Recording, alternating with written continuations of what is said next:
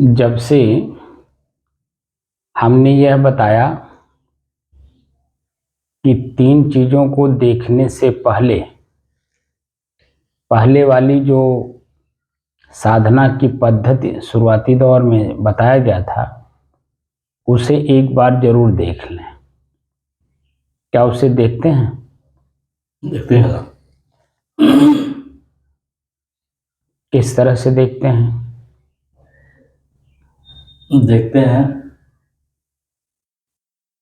कि शांत होकर बैठ जाते हैं और सांस में मेरे क्या मिल रहा है, कैसे आ जा रहा है, सांस सामान्य है कि तेज है कि कम है, क्या है, मतलब या मन में क्या है, सांस में क्या मिल रहा है, कैसे क्या है, ये देखते देखते फिर अपना शांति हो जाते हैं। और अगर मन शरीर में कहीं खुजली है या कुछ है तो उसी को देखते हैं, वो आया और चला गया, तो टेक्नोलॉजी नहीं है। ये अभ्यास करके जो है बैठता हूँ, फिर अपने सांस को देखता हूँ, नाक को, और मैं 3 चीज का याददाश्त रखता हूँ।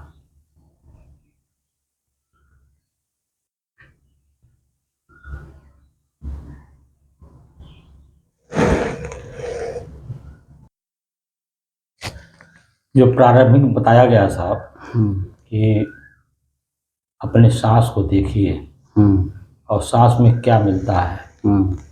सांस मतलब सामान्य है, तेज है, कम है, क्या है, मतलब उसके बाद में उसमें क्या मिलता है, गीलापन, सूखापन या सुगंध, दुर्गंध, जो भी मिलता है तमाम गुण है, उसको देख करके फिर उसी मन को एकाग्र करिए, फिर स्थिर करिए, शांत कर लीजिए। फिर उसके बाद आप देखिए कि मन जब शांत हो गया है तो अब हम अपने शरीर को देखें। जब पहले बैठे हैं तो अपने पहले शरीर को देखना कि मेरे शरीर में कहीं पीड़ा, दर्द या कुछ है कि नहीं, उसको पहले देख लें। तो एक तरफ से देखें, मतलब पूरे सब, मतलब सर से ले करके पहले बाएं तरफ देखें और फिर उसके बाद दाएं तरफ देखें। दोनों देखने के बाद जब मालूम हो जाए शरीर में कोई कुछ पीड़ा नहीं है तो शांत होकर के फिर अपना सांस देखें। और अब तो सब छूट गया है, मात्र यही रह गया है कि सांस को हम देखते हैं कि सांस आ रहा है तो सांस मेरा जो है मतलब एक वस्तु है और नाक मेरा साधन है और मैं उसको जानने वाला हूँ। बस यही का अभ्यास किया जाता है, किया जा रहा है। किया जा रहा है। जी।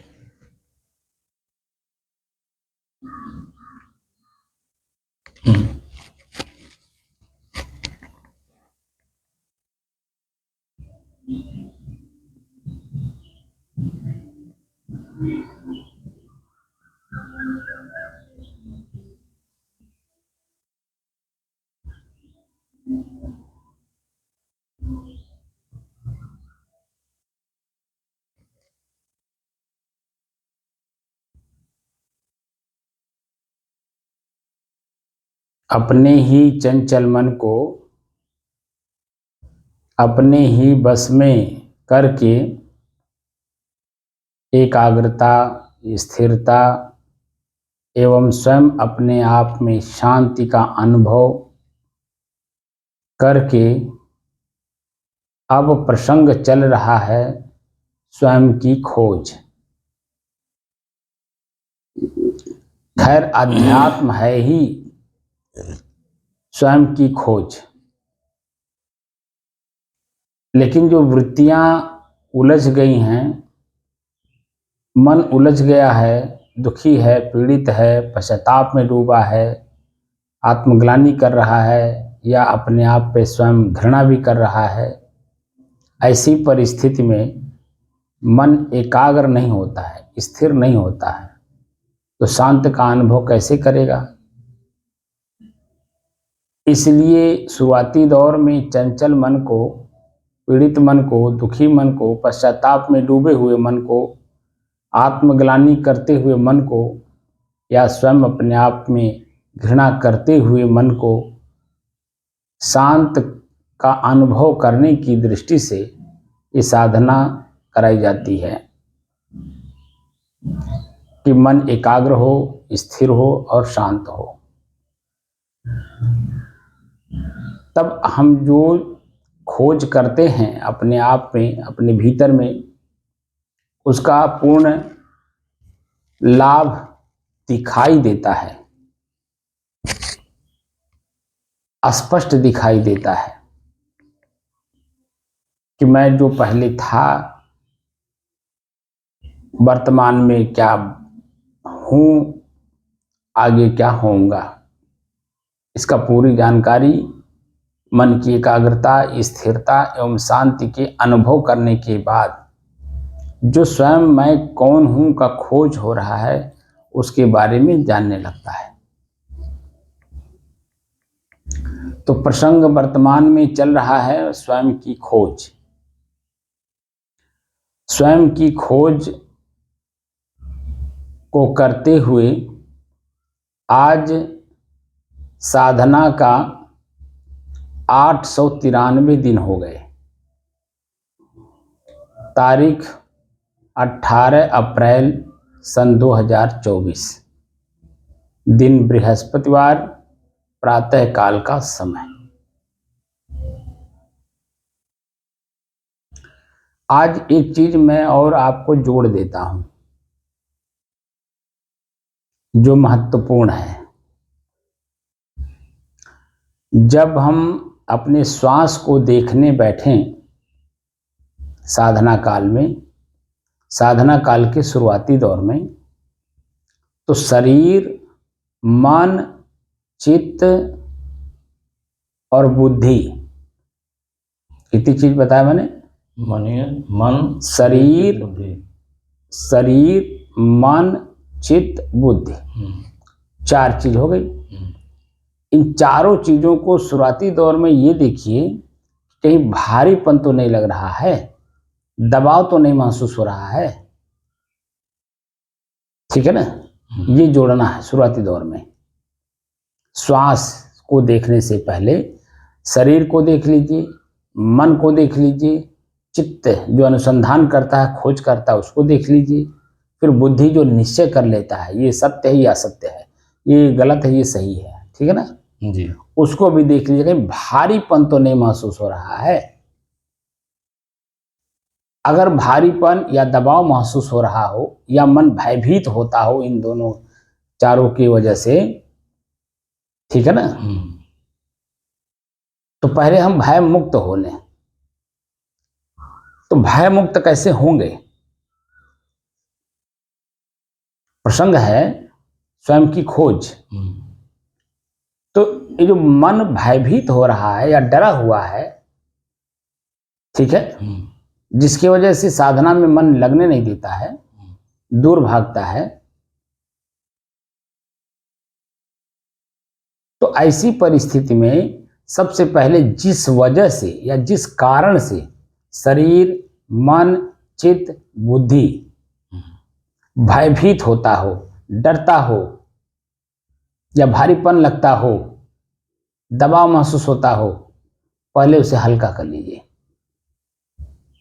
जो दबाव महसूस हो रहा है वो दबाव मुक्त हो जाइए, जो भय लग रहा है वो निर्भय हो जाइए, डर अगर लग रहा हो तो निडर हो जाइए। तो कैसे होंगे? प्रश्न है ना, कैसे होंगे जी। जैसे श्वास को जब आपने देखना शुरू किया था जी। तो बार बार मन श्वास पर रुकता ही नहीं था शुरुआती दौर में, लेकिन बार बार के अभ्यास से जैसे आपका श्वास पर मन केंद्रित हुआ, वैसे ही बार बार के अभ्यास से आपका मन अपने ही मन के दबाव से मुक्त होगा। कैसे मुक्त होगा? हम उसे ही लगातार देखें। बैठ गए आराम से, आंख बंद कर लिए। अब शरीर में मान लीजिए कहीं दबाव महसूस हो रहा है, जैसे 2 पैर आपस में पलथी मार के बैठे हैं, सुखासन इसको बोलते हैं। तो अब 2 पैर ऐसे दबे हुए हैं, आपस में एक दूसरे के नीचे ऊपर हैं, तो देखिए यहाँ महसूस हो रहा होगा दबाव, जी। और यही दबाव, अभी दबाव मुक्त हो जाएंगे आप जब लगातार उसी को देखेंगे तो हल्कापन लगेगा। जो आप पलथी मार के बैठे हैं, महसूस हो रहा है मैं बैठा हूं, लगातार इसी को देखिए तो आप देखेंगे कि मैं बैठा ही नहीं हूं, वो शरीर बैठा, मैं नहीं हूं। मन तो चलायमान है, जो सूक्ष्म शरीर है, मन चित्त बुद्धि अहंकार, वो तो चलायमान है। शरीर तो बैठा हुआ है पलथी मार के आज सुखासन में, लेकिन मन सुखासन में नहीं है, चित्त सुखासन में नहीं है, तो बुद्धि कहां से सुखासन में होगी? आज बुद्धि सुखासन में नहीं होगी तो क्रिया सुखासन का कैसे होगा? बात समझ रहे हैं? जी। तो जो भी दबाव महसूस हो रहा है, इन दबावों को अपने से अलग पहले महसूस करिए कि दबाव मेरे से अलग हैं।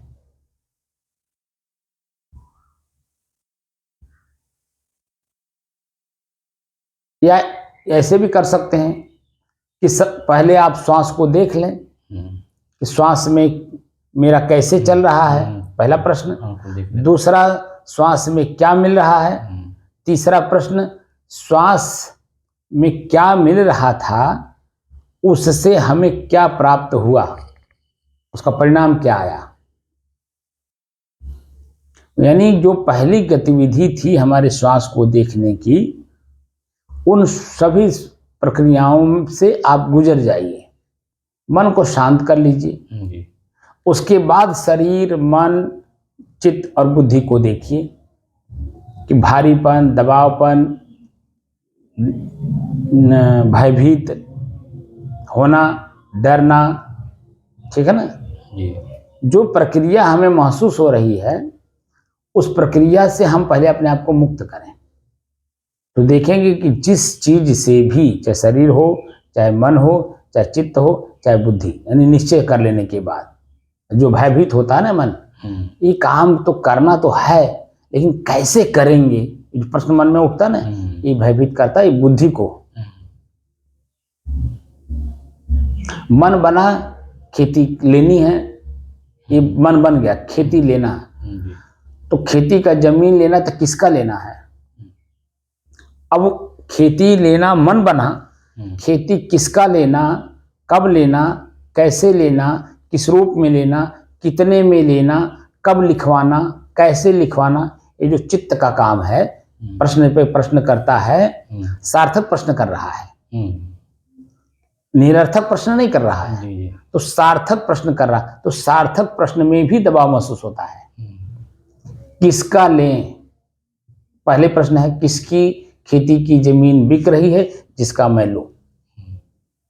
तो कई लोगों के कान में बातें डाली जाती है, कई लोगों की बातें सुनी जाती है, तो उसमें एक आदमी कहीं न कहीं बता देता, फला आदमी का खेत बेचना चाह रहा है बेचारा, उसकी बड़ी जरूरत है पैसे की, ठीक है जी। लड़की का शादी करना है, घर बनाना है, या कोई भी काम है जिसकी वजह से वो बेचना चाहता है, तो आपके कान में आवाज आती है कि फला व्यक्ति ऐसा सोच रहा है। आप उस व्यक्ति से मिलते हैं, मिल करके अपनी बात करते हैं कि भैया हम सुने हैं कि आप अपना खेत की जमीन बेच रहे हैं।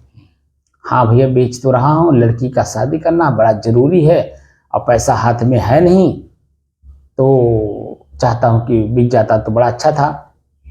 तो ठीक है, और कितने में आप देंगे?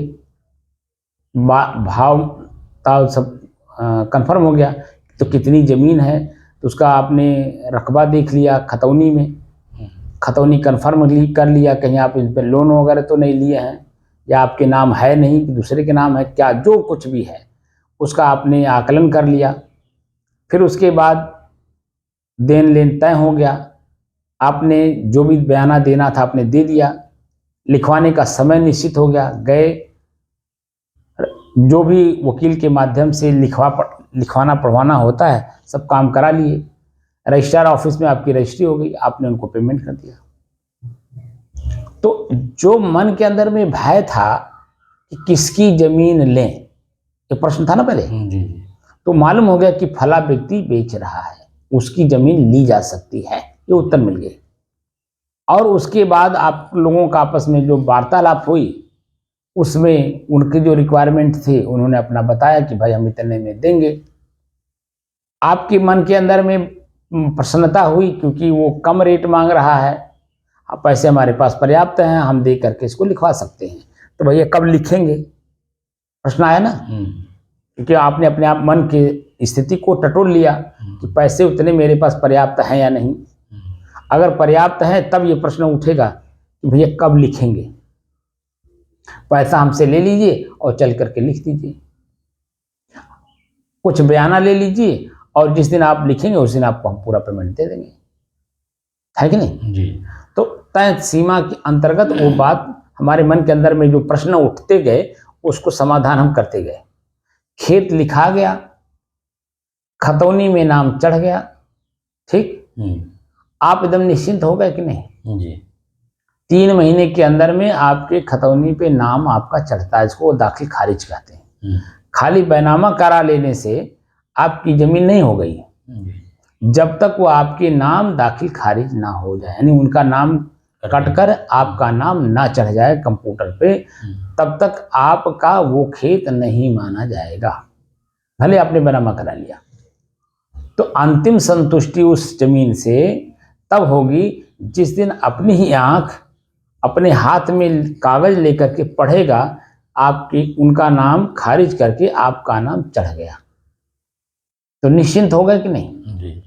तो जो भारीपन मन से महसूस हो रहा था वो खत्म हो गया कि नहीं जी। शरीर में दबाव, कहीं दर्द है, कहीं पीड़ा है, कहीं कुछ है, इस तरह से जब हम देखते हैं तो लगातार उसी को देखने से ठीक वो अपने आप हल्का होता चला जाता है, हल्का होता चला जाता है, हल्का होता चला जाता है, लेकिन लगातार देखने से। इसीलिए अपने ही शरीर के अंगों को दिखाया जाता है कि जहां कहीं भी आपको ऐसा महसूस होता, क्योंकि ये अलग हैं, वास्तव में अलग हैं जी। और अलग की वस्तु में ये महसूस नहीं हो रहा कि अलग है या मैं ही हूं। अभी परसों मैं कहीं गया हुआ था, उधर से लौट रहा था तो कुछ लोग बैठे हुए थे, मुझे बैठा लिए तो चर्चा चलने लगी, क्योंकि मैं इसी के बारे में चर्चा ही करता हूं, मैं कुछ और बातें नहीं करता, ना घरेलू बात करता हूं, ना सामाजिक बात करता हूं, ना राजनीतिक बात करता हूं। इस समय राजनीति वाला काम चल रहा है, हम उस पर चर्चा नहीं करते भाई, उसमें तो लाखों करोड़ों लोग काम कर रहे हैं। मेरा काम तो अध्यात्म का है, कम से कम उतने देर तो आदमी अपने मन से मुक्त रहे, मन की पीड़ा से। तो वहां पर आया कि जो आत्मा है, ठीक है, आत्मा अनेक है, अपने भीतर ही आत्मा अनेक है, तो आप एक कैसे बता रहे हैं, ऐसा प्रश्न आया मेरे सामने। तो उन्होंने कहा कि क्या आत्मा अनेक है या एक है? तो हमने उनको बताया कि आत्मा तो एक है, लेकिन वृत्तियां अनेक हैं। जो हमारे मन की वृत्ति है वो अनेक है, जैसे आंख से देखा हुआ, कान से सुना हुआ, जीभ से स्वाद लिया हुआ, पैर से चला हुआ, हाथ से किया हुआ, वो जो संस्कार रूप में हमारे मन के अंदर में बैठा हुआ है उसी को वृत्ति बोलते हैं। अब वो अनेक हैं, हम जो कर्म करते हैं जिस भी तरह से अपने शरीर के अंगों के साथ में, वो वृत्ति हमारे अंदर में जो बनती है ना, वही बार बार उभरती है और उसी में लगता है कि आत्मा अनेक है, जो कि आत्मा एक है, वृत्तियां अनेक हैं। जब मैंने उनको पूरी बात को समझाया, समय नहीं था मेरे पास, अंधेरा हो रहा था, शाम हो गया था, मुझे लौटना भी था 60 किलोमीटर दूरी से, तो उनको लगा कि नहीं सच कह रहे हैं। मैंने उनको थोड़ा सा समझा दिया और जैसे ही समझे तैसे ही मेरे पैर पे भारा उठे, जो कि संभ्रांत व्यक्ति थे और हमारे पहले के परिचित थे, लेकिन वो कभी हमको कुछ समझे नहीं थे। वो पहली बार परसों हमारा उनका वार्तालाप हुआ था, समझ रहे हैं। और वो मेरे पैरों पे भारा पड़े, कहें अरे महाराज तो आपने बहुत ऊंची बात बताई। मैं कहा कि मैं आजकल इसी की चर्चा ही कर रहा हूँ और इसी पर ही मैं बोल भी रहा हूँ, मैं इसी पे साधना लोगों को करा रहा हूँ। अगर आपको भी अगर प्रिय लगे तो मेरे से जुड़िए और अपने आप को जानिए कि वो अकेला एक वस्तु में जो आत्मा के रूप में मैं बताया जाता है, वो आखिर हूं कौन? अगर जिज्ञासा हो तो जुड़िए मेरे से। तो वास्तविकता यह है कि आदमी बातें तो करता है, सुनता भी है, बोलता भी है, लेकिन वास्तविकता यह है कि वो करना नहीं चाहता। वो तो ये चाहता है कि कोई हमको करके दे दे। जैसे भोजन कोई पका के दे देता है, ठीक है, और भोजन करने के बाद थाली टरका देता है, ऐसे ही इसको भी समझता है कि शरीर हमारा एक थाली है, कोई भी खाना हमको पका कर दे दे, यानी हमारे मन को संतुष्टि वाला कोई भी काम जो भी है वो करके कोई हमको दे दे, हम संतुष्ट हो जाए और थाली हम खसका दें। तो क्या ऐसा संभव है इस क्षेत्र में? अध्यात्म नहीं है। बोलिए। अध्यात्म में नहीं है। स्वयं को जानना है तो स्वयं के कार्य को स्वयं ही करना होगा। यहां दूसरे के कोई चारा नहीं चलेगा। ये बातें आपको स्पष्ट मालूम होगा कि नहीं होगा? जी जी। आप बता दीजिए, पहले की वृत्तियां बिगड़ी हुई हैं, तत्काल में भले थोड़ा सा शब्द के माध्यम से मन मस्तिष्क संतुष्ट तो हुआ, एक झलक आ जाए, एक झलक आ गई, बुद्धि संतुष्ट हो गई, लेकिन क्या क्रिया के द्वारा उसे संतुष्टि मिली? नहीं मिली। तो मन के द्वारा बुद्धि को जो हम संतुष्ट किए, उससे हमारी तृप्ति नहीं होती है। तृप्ति स्वयं के करने से होती है। जब हम उस लेवल में अपने आप को ले जाके खड़ा करते हैं, तब हमें संतुष्टि मिलती है। खेती करने वाले अनेकों लोग हैं, हमारे पास भी खेती है, ठीक। हम जब स्वयं खेती करते हैं तो उसका जो रिस्पांस मिलता है वह, और जो दूसरे के द्वारा खेती करा करके हम लाभ लेते हैं, वह दोनों में कितना फर्क होता है? बहुत फर्क होता है ना। तो आधा करता है, आधा देता है। नहीं, आधे की बात नहीं, जो क्रिया होती है उसमें आप देखिए, बातूनी लोग, जिसे काम नहीं करने वाले लोग, जिसे काम करने वाला बताया बाबा खेतवा में पानी लगावे बा, पैसा की जरूरत बा। भाई धनवा गेहुआ चौला जो कुछ भी आधा लेंगे आप, तो पनिया का पैसा भी तो आधा देना होगा कि नहीं? नहीं। जुताई का पैसा भी तो आधा देना होगा। नहीं, अधिया पर कुछ नहीं देना होता। नहीं नहीं, यही तो गलत है। हर चीज में आधा होता है। नहीं तो यहाँ ऐसा नहीं है। यहाँ आप खेत अब नियम विरुद्ध काम है कि नहीं, आप बताओ। अब खेत दे दिया है, वो तो ठीक है, खेत दे दिया, तो उस पर आधा का खेत में जो पैसे लगते हैं लगा कर बोवे, तैयार करे, दे आधा। नहीं नहीं, नियम बताइए, नियम। ये तो जबरदस्ती वाली बात हो आप कर रहे हैं। सब ऐसा है प्रक्रिया। प्रक्रिया आप समझिए कि जब आधा गेहूं या धान आप ले रहे हैं, तो पैदावार में जो लगा उसका लागत है, क्या वो देना उचित नहीं है? तो खेत तो उसका पूरा, आपका पूरा है ना। बात आप समझे नहीं। खेत आपकी हमारी मान लेते हैं, पूरा मेरा है, वो तो मान लिया, मैं मेरे खेत मेरा है, उसका आधा खेत भी होता तब तो ठीक है।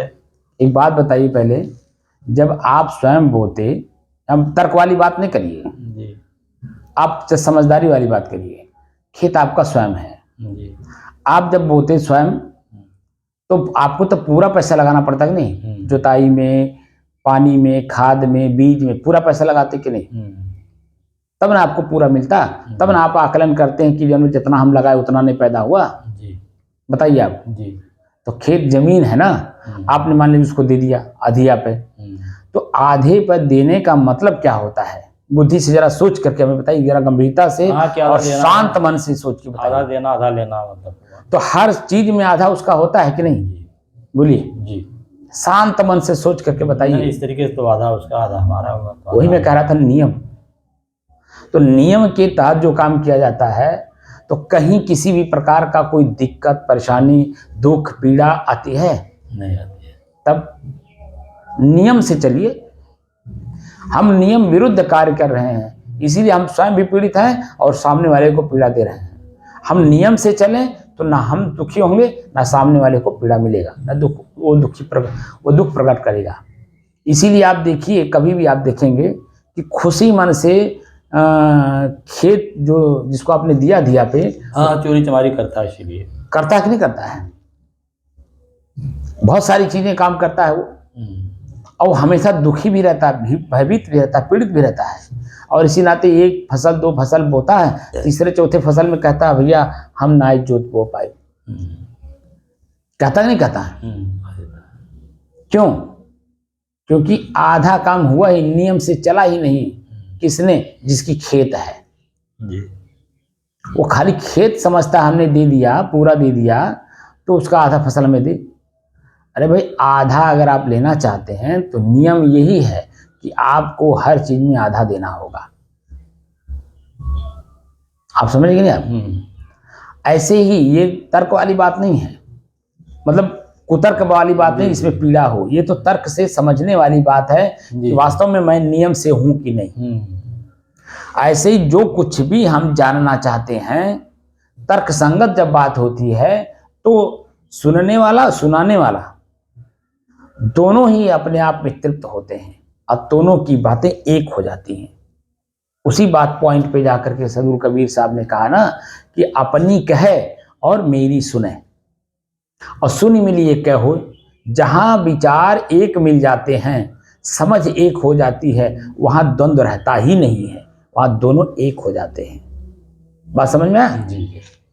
तो आजीवन संबंध चलते हैं। जब तक आप शरीर में रहेंगे तब तक दोनों के संबंध चलते हैं। और जब हम अपने भाव में हैं और आपके भाव को समझना नहीं चाहते हैं, बल्कि अपना भाव आप पर थोपना चाहते हैं, तो संबंध कितना दिन चलेगा आप बताइए? आज जो परिवार में विघटन हो रहा है, वो कारण क्या है? कि जो घर का मालिक बन रहा है वो सबसे काम लेना चाहता है, लाभ लेना चाहता है, लेकिन समय से उनको लाभ देना नहीं चाहता है। तो आप बता दीजिए परिवार कैसे एक साथ चलेगा? बोलिए। नहीं चलेगा, नहीं चलेगा परिवार। तो खुद हमारे भीतर हमारी ही वृत्तियां हमको भयभीत क्यों करती हैं? क्योंकि जैसे आंख से देखा हुआ, कान से सुना हुआ, जीभ से जो स्वाद लिया गया, तो मन मस्तिष्क को तो मिलता है लाभ, लेकिन इनको क्या लाभ मिला? इनको तो इसका परिणाम पश्चाताप, आत्मग्लानि, घृणा, दुख, ये सब नहीं मिलता है। तो मन लेना चाहता है लेकिन इनको देना नहीं चाहता, क्योंकि मन स्थिर है ही नहीं। अब मन स्थिर कैसे हो? क्योंकि मन जो आत्मा है उसका नौकर है। आत्मा मन को अपने बस में किया नहीं, और मन है मनमानी, वो आत्मा के बस में है नहीं। तो ये इंद्रियों के अपने बस में तो कर लेता है, लेकिन इंद्रियों के बस में अपने नहीं होता है। जो परिवार है, परिवार कहां से शुरू होता है? माता पिता, भाई बंधु, पत्नी, बच्चे। जो घर का, मान लीजिए पति पत्नी है, तो पत्नी पति के अधीन है, ठीक? तो अधीनस्थ तो उसने स्वीकार कर लिया आपका, आप उसके साथ जो भी लाभ लेना चाहते हैं लेते हैं। तो उसका अगर आप लाभ देते रहेंगे तो वो संबंध आजीवन चलता रहेगा। लेकिन आपने लाभ लिया और उसको लाभ नहीं दिया, यानी उसकी चित्त को, मन को प्रसन्न नहीं किया आपने, तो क्या संबंध आजीवन चलेंगे? नहीं चलेगा। विघटन होगा कि नहीं होगा? ऐसे हमारी अपनी वृत्तियां हैं। मैं स्वयं इन इंद्रियों का राजा हूं, मालिक हूं, उपभोक्ता हूं, और इनका जो स्वाद है मैं लेना स्वयं चाहता हूं, लेकिन इनको मैं मेंटेन नहीं करना चाहता हूं कि ये भी मेंटेन रहें, सुखी रहें, अपने आप में स्थिर रहें। हम काम नहीं करते। इंद्रियों का मालिक मैं हूं। अभी तक ले क्या समझ में आया? अभी जो मैं साधना करा रहा हूं, उस साधना में सब अलग अलग महसूस हुए कि नहीं? जी। तो जब अलग अलग महसूस हुए थे, किससे जुड़े हुए हैं? मेरे से ही तो जुड़े हुए हैं जी। मैं ही तो इनका उपभोक्ता हूं। मेरे से जुड़े हैं ना, मैं से नहीं जुड़े हैं ना। बात समझे नहीं? मेरे मतलब क्या हुआ? मेरे मतलब मेरे से अलग। जी। तो मेरे से ही, मैं से ही जुड़े हैं, तभी तो मेरे हुए। आप समझे नहीं क्या? अभी जी। मैं जो आत्मा है उसी से तो सब जुड़े हुए हैं जी। तो मैंने ही तो जोड़ा है साहब। वही तो कह रहा था, आखिर आपने जोड़ा, इनसे लाभ आप लेना चाहते हो, लेकिन क्या इनका भी लाभ देना चाहते हो? जैसे आंख है, लगातार आप देखते हो, संतुष्टि, तृप्ति, तमाम तरह का चीजें लेते हो, लेकिन इसकी भी अपने कुछ रिक्वायरमेंट है। हर 2 घंटे में, हर घंटे में 5 मिनट रेस्ट चाहता है। क्या आप देते हैं? बोलिए। नहीं दे पाते हैं। तो जब नहीं देते हैं तभी तो शाम को थकान महसूस करता है ये। जी। बोलिए, हाँ, खराब पीड़ित रहता है, दुखी रहता है और अपने आप नींद आने लगती है। जी। तो क्यों ऐसा क्यों होता है? क्योंकि हर घंटे में जो उसको 5 मिनट रेस्ट चाहिए था वो आप नहीं दे रहे इसे। जी। और शरीर जो है आपका अस्वस्थ इसीलिए होता है कि शरीर जिस चीज से चलता है वो पर्याप्त मात्रा में बनने नहीं पा रहा है, तो भोजन आप पर्याप्त दे नहीं रहे हैं। जी। सूखी रोटी से आपके शरीर में खून बनेगा? हमें बताइए। नहीं बनेगा। तो शरीर में जो खून बनता है जिससे शरीर चलती है, ठीक है, तो उसके लिए भोजन पर्याप्त देना होगा। जी। दाल, चावल, रोटी, सब्जी, घी, सलाद, ठीक है, जो हाँ। शरीर को वास्तविक तत्व हैं उसको देना होगा। जी।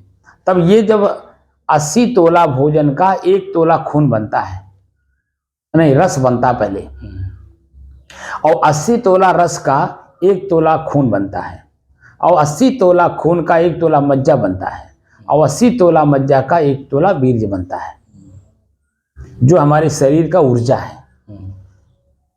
और वही ऊर्जा हमें कान की भी जरूरत पड़ती है। कान में भी जो सुनने की ताकत देता है ना, वो हमारा वीर्य ही है। आंख की रोशनी जो हमारी तेज रखता है वो हमारा वीर्य ही है। हमारी जो आवाज तेजी के साथ निकलती है, वह आवाज भी उसी वीर्य के कारण ही जब तेज निकलती है। शक्ति वही है। यानी सभी पूरे शरीर के जो अंग हैं, अंग प्रत्यंग हैं, वो सभी हमारे वीर्य के द्वारा ही पुष्ट मजबूत होते हैं। पुष्ट भी होते हैं, मजबूत भी होते हैं।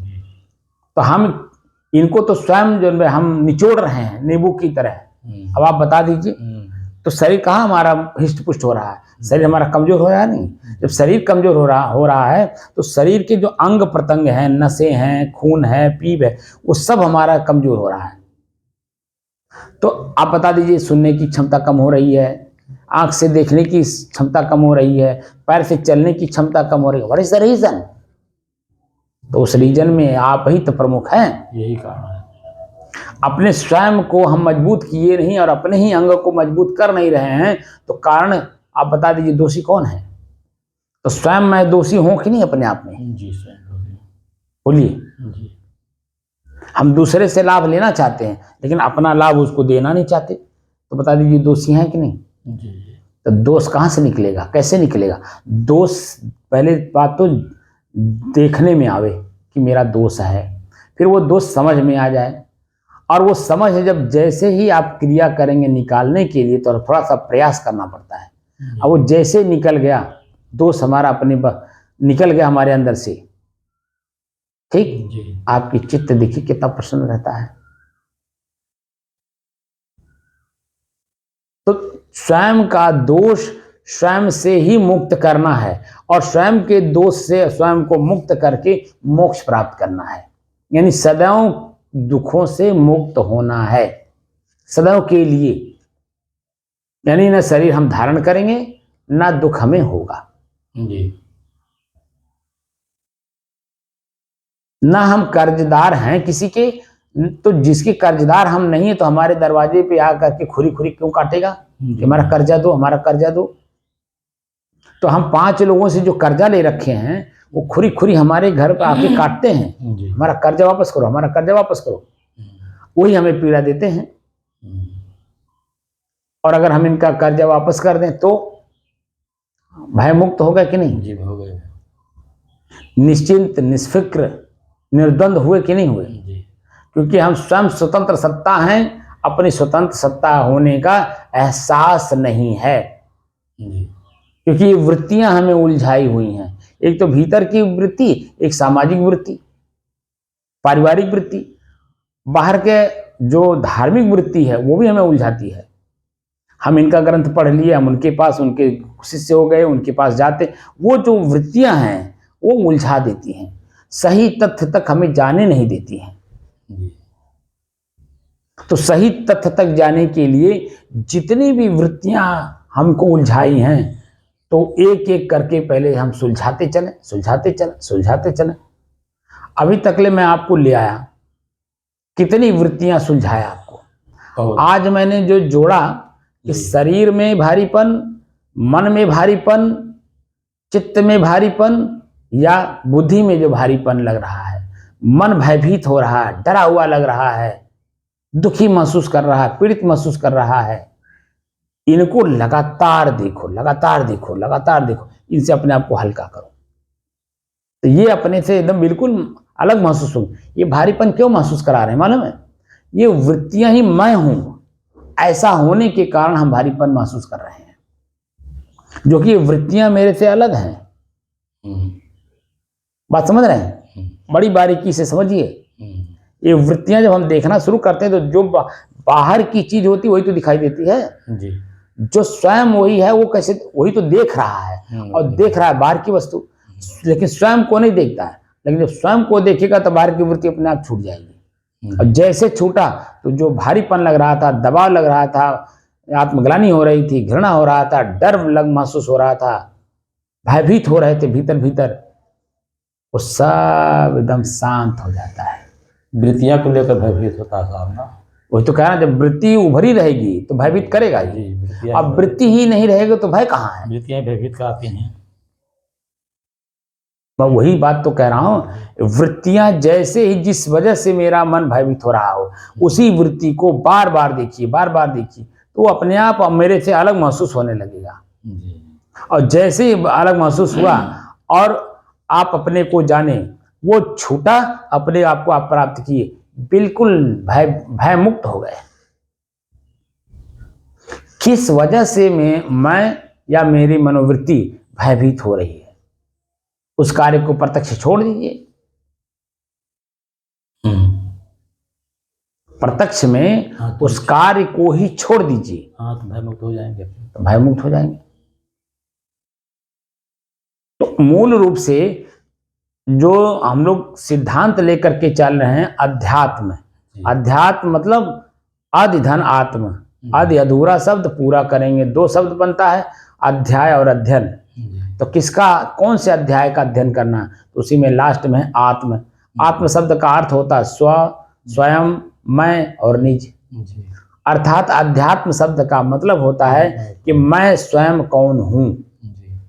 तो मैं स्वयं कौन हूं, तो जाने कि जितने भी व्यवधान सामने हैं, उन सभी व्यवधानों को दूर करते करते करते करते मैं स्वयं अपने तक पहुंचूंगा। अभी पहुंचे नहीं हैं, पहुंचूंगा। जितने भी व्यवधान हैं मेरे तक पहुंचने में, सबको परित्याग करना है। अब बिना परित्याग किए हम अपने तक पहुंच नहीं सकते। जी। बात समझ रहे हैं? जी। तो परित्याग करने की विधि सिखा रहा हूं मैं, कैसे परित्याग करेंगे और स्वयं को स्वयं में कैसे फिट करेंगे।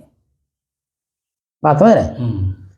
कल परसों से जो चर्चा चल रही है कि खांचे में जब खांचा फिट होता है, यानी जो भी मशीन है, उन मशीनों के जो पार्ट्स हैं उनके अपने खांचे हैं। उन खांचों में जो चीजें फिट बैठती हैं तब जाकर के वो दौड़ती हैं। खांचे में खांचा नहीं बैठे तो दौड़ने को कौन कहे, हिलेंगे भी नहीं।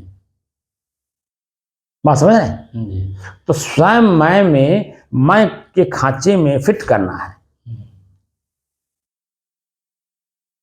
और वही काम हम यहाँ लगातार आपको सिखा रहे हैं कि मैं को मैं में कैसे फिट किया जाए। पहले तो उसकी बुराई समझा जाए, बुराई निकाल दिया जाए, धीरे धीरे धीरे वो बात समझ में आई तो वो निकलता भी जाएगा, चाहे अच्छे के रूप में हो चाहे बुरे के रूप में हो।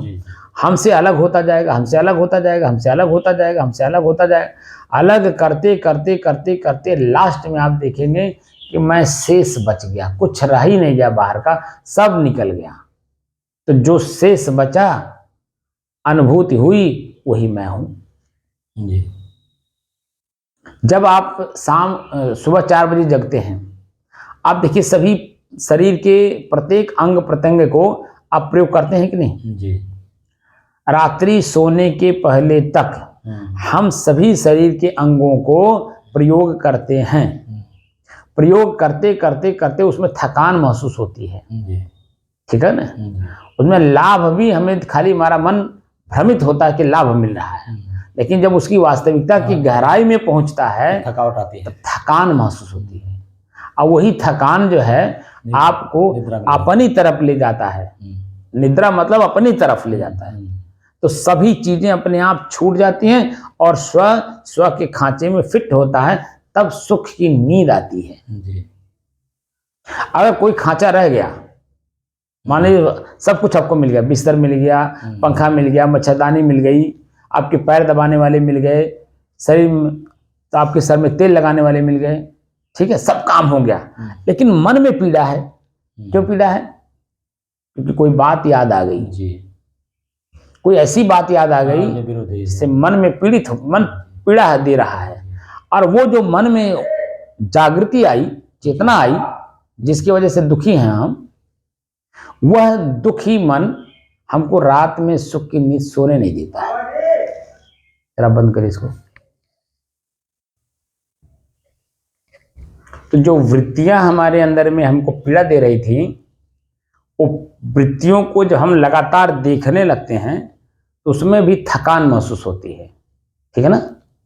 किसमें? वृत्तियों में थकान होती है, अपने में थकान होती है।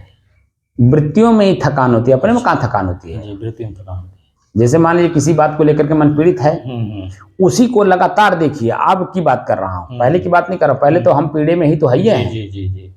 नई चीज आपको देख रहा हूँ, उसी पीड़ा में पीड़ा प्रस्तुत कर दीजिए, ठीक है ना? उसी को लगातार देखिए कि क्यों पीड़ित हो रहे हो। क्या वर्तमान में वो पीड़ा हमारा मुक्त होने का समय है? क्या मैं उसको कर सकता हूं? जब लगातार उसे देखते हैं और चित्त पे रख करके प्रश्नवाचक लगाते हैं, प्रश्न चिन्ह लगाते हैं, उसी पीड़ा पे प्रश्न चिन्ह लगाइए, तो देखेंगे कि थोड़े देर के बाद वो अपने आप भूल जाता है, और जैसे भूला वैसे अपने आप शुद्ध नींद आ जाएगी। कभी प्रयोग करके देखें? नहीं। जीवन में बहुत बार प्रयोग हुआ होगा, ऐसा नहीं है नहीं हुआ होगा, बहुत बार हुआ होगा, लेकिन आपको इस बात का स्वयं में एहसास नहीं है। जी जी। आप करके देखिएगा, किसी बात को लेकर पीड़ित हो जाइएगा, अब पीड़ा को लगातार देखिएगा, चित्त पर रख करके, चित्त का मतलब प्रश्नवाचक चिन्ह लगा करके। ठीक है, अभ्यास करेंगे साहब। चित्त का मतलब है वो अनुसंधान करता है ना, उसमें जी, खोज करता है। जैसे मान लीजिए वर्तमान में हम लोग बैठे हुए, तो अभी जो आवाज आ रही थी, ठीक है, बाबा जी करके आवाज जो आ रही थी, वह देखिए एक ग्वाला जी हैं, उनसे मैंने कहा है कि प्रतिदिन मुझे दही दे दीजिएगा आधा किलो। वो दही लेकर के आए हैं। वो दही मेरे लिए महत्वपूर्ण अब नहीं है। वर्तमान में मैं कहाँ बैठा हूँ? साधना में चर्चा चल रही साधना की। तो बताइए कि मुझे महत्वपूर्ण क्या, वो दही है या मेरी साधना है? साधना। अगर दही मेरे लिए महत्वपूर्ण है तो साधना के इसका मतलब हमारी ऊंचाई नहीं है। जी, बात समझ रहे? तो जब साधना में हम रहेंगे और साधना को महत्व देंगे तो वो हमें कड़वासन लगेगा।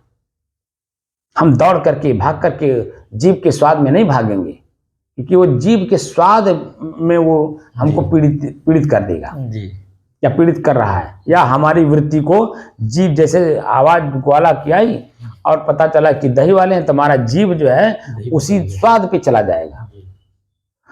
शुद्ध मेरा जीव उसी स्वाद पे जाएगा, मन को बताएगा कि वो महत्वपूर्ण है, ये महत्वपूर्ण नहीं है, उठ करके जा करके आप दही ले लीजिए। बात समझ रहे? लेकिन हमने किसको महत्व दिया? अपनी साधना को। मैं अपने यहां से वो हिला भी नहीं, लेकिन विकल्प बता दिए, विकल्प बता दिया। तो मैं जीव पर आसक्त नहीं हूं, इसीलिए तो विकल्प बता दिया। अगर जीव पर आसक्त होता तो विकल्प न बता करके, बल्कि मैं ये जो बातें आती भी, आप भी कहते कि अच्छा बाबा वो ठाकुर साहब ले भी लेंगे, मेरे मन में शंका होता ठाकुर साहब लेके क्या करेंगे, तरह तरह के प्रश्न मन में होते मेरे। तो मुझे स्वयं जा करके उस दही को लेके अपने यहाँ सुरक्षित रख करके आना होता, लेकिन हमने ऐसा काम नहीं किया। बात समझ रहे? तो मुख्य रूप से जो मन की गति है, गति को ही हमें पकड़ना है। तो जब हम अपने शरीर और शरीर की इंद्रियां, उनके जो विषय हैं, उनसे मुक्त रहेंगे, तब हम उस लेवल पे पहुंचेंगे। जीव हमारा एक इंद्रिय है, इसका स्वाद विषय है। स्वाद में हम आसक्त रहेंगे तो हमारी स्थिति जो मन की स्वयं की है वो नहीं रह जाएगी।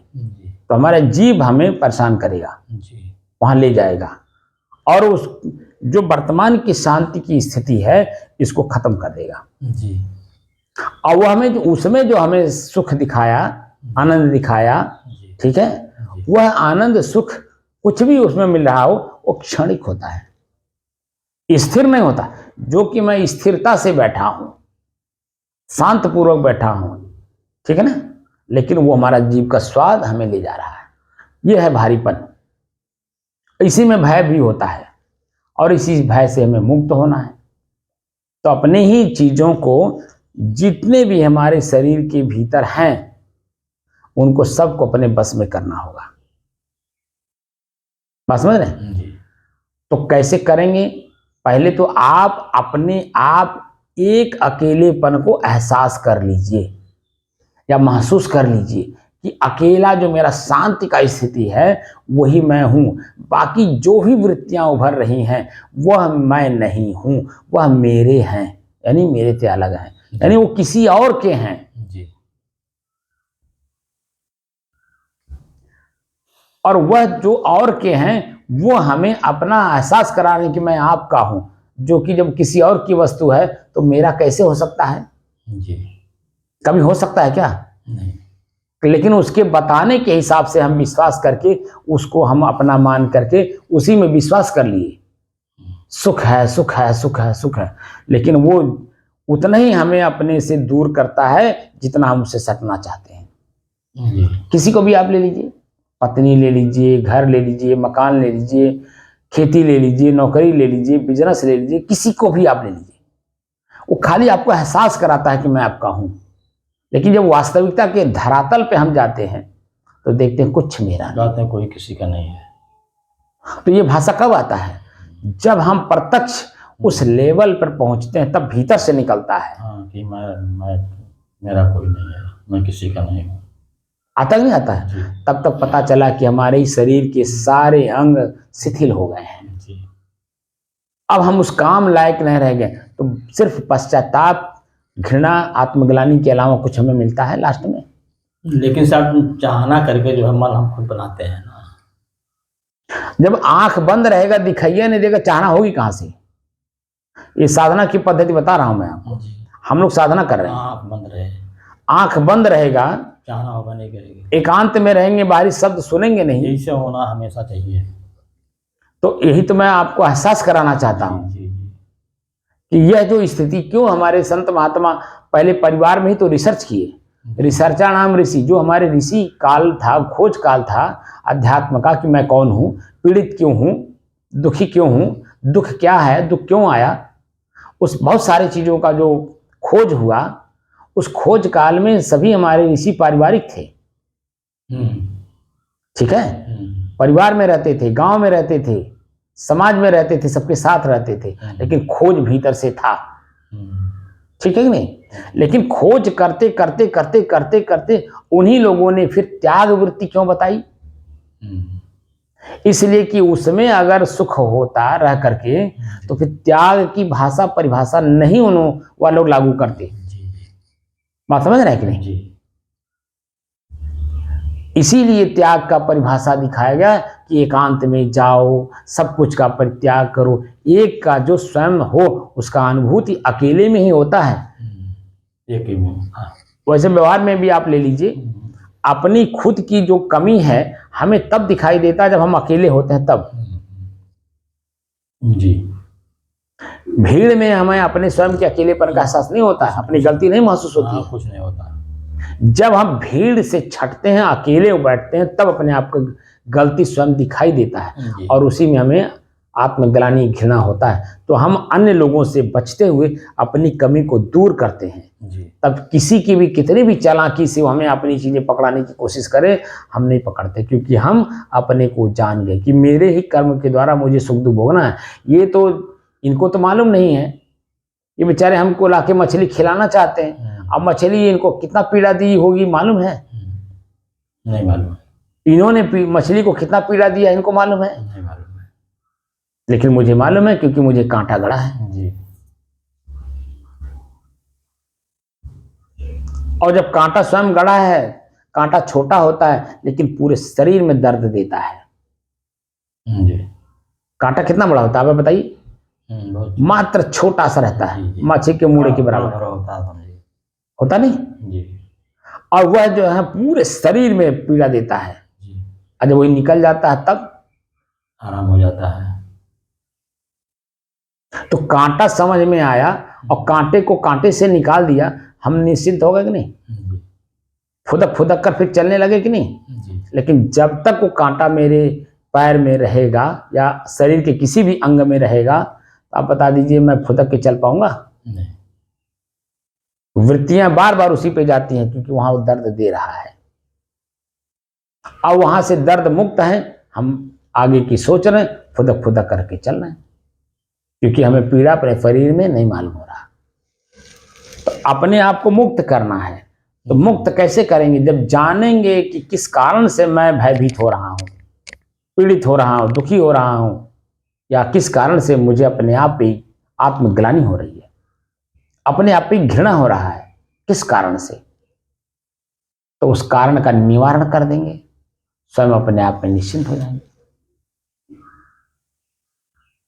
तो तीन जो मैंने श्वास को देखने से पहले शरीर, मन, चित्त और बुद्धि, जी ये चार चीजों में जो भारीपन महसूस होता हो, दबाव महसूस होता हो, जी दुख महसूस होता हो, पीड़ा महसूस होती हो, जो कुछ भी महसूस होता, पहले उसे मुक्त कर लीजिए, या श्वास को देखने के बाद इसको देखिए, यानी चाहे पहले देख लीजिए चाहे बाद में देखिए, इसको अभ्यास किया जाए। लेकिन इसको देखना अति आवश्यक है, अनिवार्य है, जिसका अभ्यास किया जाए। बात समझ रहे हैं? जी अब ये बातें जब पकड़ते जाएंगे, जितना मैं बोल रहा हूं उतना पकड़ते जाएंगे और अभ्यास करते जाएंगे, उसकी वास्तविकता की गहराई में जाएंगे। जी और अगर नहीं जाएंगे तो बिना किए तो आप पहुंच नहीं सकते। जी करना तो पड़ेगा ही, चाहे हंस करके करिए, चाहे रो करके करिए, चाहे आज कर लीजिए इसी मानव शरीर में, या 1,00,000 करोड़ जन्म लेकर के फिर जब आइए मानव शरीर में तब कर लीजिए। जी 1,00,000 करोड़ तो मैंने अपनी गलती महसूस कर रहा हूं, एक सीमा में बात दिया। असीमित है। असीमित जन्म लेंगे, असीमित जन्म ले करके हम यहां तक पहुंचे हैं जी और इसके छूटने के बाद असीमित जन्म लेना पड़ेगा। जी कोई सीमा नहीं है, जब तक स्वयं स्वयं में स्थित नहीं करेंगे तब तक आपको जन्म लेना ही पड़ेगा। लेन देन जो किए हैं, किसी से लिए हैं तो देना पड़ेगा और दिए हैं तो लेना पड़ेगा। जी ये क्रिया जैसी आपकी चलती रहेगी। इसीलिए मानव जीवन में ही अपनी सार्थकता तब है जब हम लेन देन खत्म करके स्व को स्व में स्थित कर लें। जी तो तीन चीजें देखिए, श्वास, नाक और मैं। जी अब ये तीन चीजें कंफर्म हो रही है ना, तो बिल्कुल जी तब ये जो मैं बातें अभी नहीं बताया उसी का एक पार्ट है जी कि यह भी आपसे अलग हैं। और अलग की वस्तु जब हमें महसूस होती है तो उसका उपयोगिता भी समझ में आता है, कब, कहाँ, कैसे, किस रूप में प्रयोग करना है, करना भी है कि नहीं, ये बातें समझ में आ जाती हैं।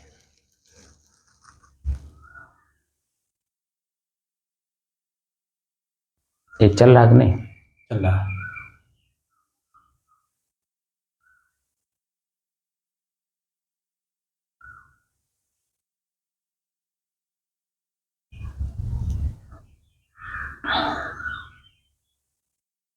श्वास, नाक और मैं।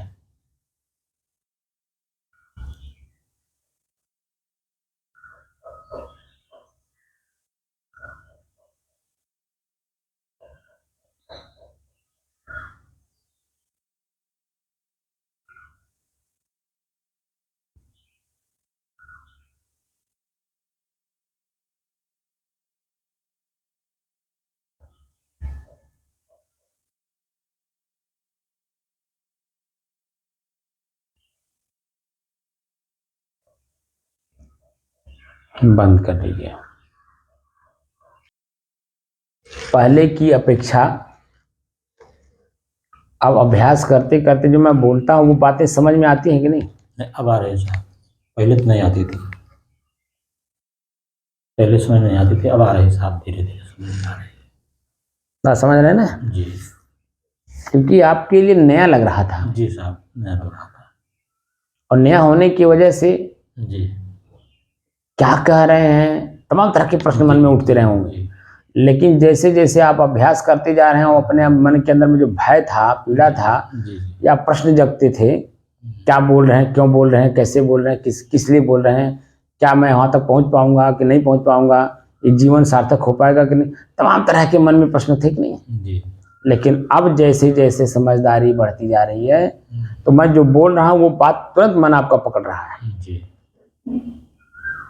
और अगर नहीं भी पकड़ रहा होगा तो धीरे धीरे पकड़ भी लेगा। जी जी क्योंकि अतिशय रगड़ करे जो कोई, अनल प्रगट चंदन से होई। जी चंदन से अग्नि पैदा होती है, अगर कहने पे अटपटा सा लगता है, लेकिन जब प्रयोग करिए बार बार के तो उसमें से भी अग्नि उत्पन्न होता है, ये प्रत्यक्ष है, किसी ने गलत नहीं कहा है, लेकिन हम उस चंदन को रगड़े नहीं, घिसे नहीं, जी ठीक है, इसलिए आग तो निकला नहीं तो हमें क्या मालूम।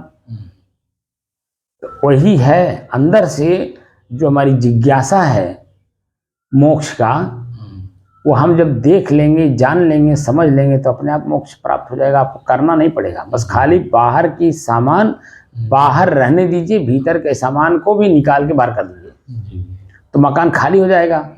और जो खाली स्थिति है वही मेरी अपनी है, ठीक है ना? जी साहिब साहिब बंदगी, साहिब साहिब बंदगी।